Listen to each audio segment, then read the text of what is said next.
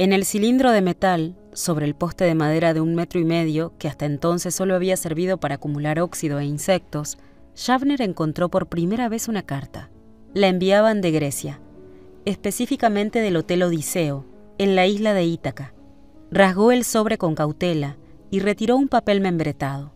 La fecha de emisión y el texto estaban tipografiados en relieve, en una hoja espesa y de calidad.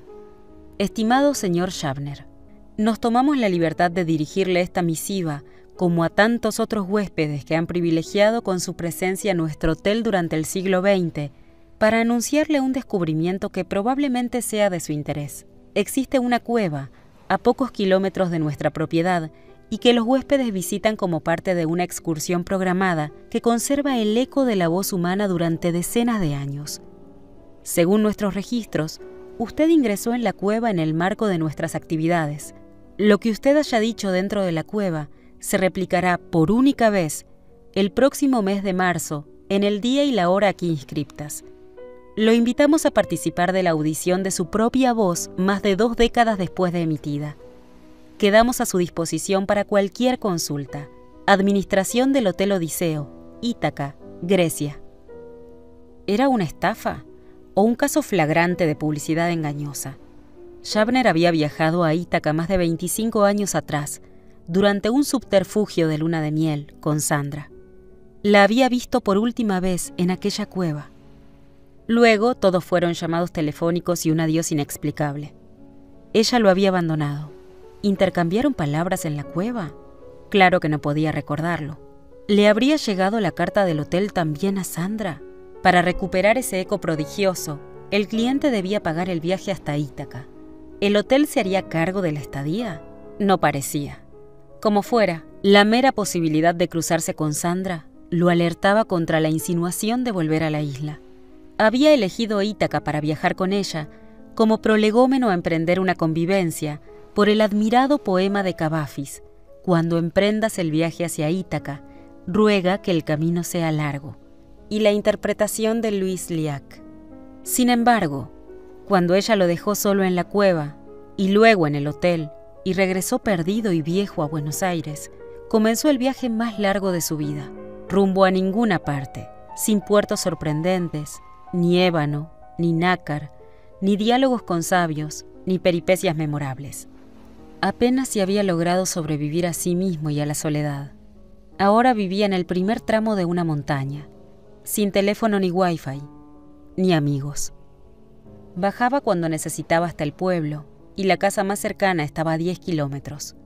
Se alimentaba de bayas, frutos silvestres, de los huevos de las gallinas que criaba, y muy de vez en cuando, de algún animal de su granja. No necesitaba nada ni a nadie. Pero la curiosidad de aquel eco endemoniado lo había saherido. Bajó al pueblo para hablar por teléfono. Llamó al hotel en Grecia y preguntó en inglés las condiciones. Intentó averiguar si habían invitado también a Sandra, pero le respondieron que no le podían proporcionar esa información. El dueño del locutorio, que había escuchado la conversación y quería cotejar su inglés, le preguntó: ¿Se supone que es un eco que solo repite la voz 20 años después? Shavner asintió. Es una estafa. Shavner asintió por segunda vez, pero pidió la guía telefónica y buscó el número del padre de Sandra. Había decidido que, aun si habiendo dedicado su vida a eludirla, el destino volvía a coquetear con su presencia, debía sacarse de encima la posibilidad de reencontrarla. Entonces podría responder cabalmente a la invitación del hotel. Milagrosamente el padre respondió. Sandra había muerto 1 mes atrás. Después de cortar, murmurando una disculpa en lugar de un pésame, Shavner ponderó el impacto de la noticia. Caminó rumbo a su casucha y subió el breve tramo de ladera como si fuera el Himalaya. Pasó la noche en vela, intentando comprender lo que sentía. Solo una certeza lo acompañaba: regresaría a Ítaca. Descubrió que, por circunstancias sanitarias de las que no se había enterado, los pasajes se habían abaratado hasta 1/4 de su valor. En el avión, los pocos pasajeros utilizaban barbijo. Las autoridades de los aeropuertos estaban más atentas a los estornudos que a la seguridad. En Ítaca, el hotel contaba con apenas 5 huéspedes, y los precios eran irrisorios.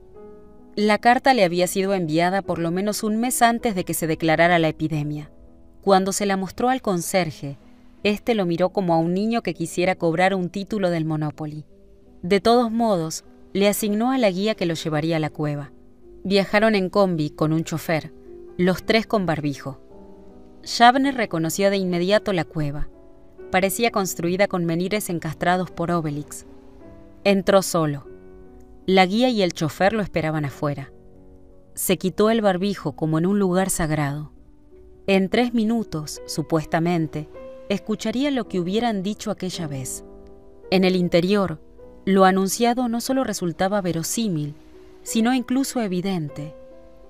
El sitio era fresco, la piedra noble, el silencio acogedor. Era la residencia del pasado. Allí aguardaba a que regresaran los protagonistas. Se acostó junto a un mínimo dolmen, con la sospecha de que ese era el punto de difusión de las voces perdidas. Y en el instante previo, recordó todo. Habían entrado enojados a la cueva. Él ya estaba saliendo cuando Sandra le dijo algo. No la había escuchado bien y preguntó qué. Ella no volvió a dirigirle la palabra, hasta que ya en Capital, por teléfono, le confirmó que no volvería. Ahora el dolmen permaneció mudo. La palabra de ella no se replicaba, y ya nunca más lo haría. Increpó sin alzar la voz a la guía, pero ésta le explicó con amabilidad. Solo la voz propia se podía escuchar. Cada huésped recuperaba su propio eco. Shavner reprimió el gesto de desazón. El chofer se había marchado y debieron regresar caminando. La guía tenía su edad y su soledad. El conserje con barbijo les informó que estaban en cuarentena. No podrían salir del hotel. El equipo sanitario les impondría las condiciones durante el día. Invitó a la guía a tomar el último café de la libertad, tal como la habían entendido hasta ese momento. Aceptó. Shavner recordó en silencio los versos de Cavafis. Y cuando llegues a Ítaca y la encuentres pobre, no te quejes, porque sin ella, el viaje nunca hubieras emprendido.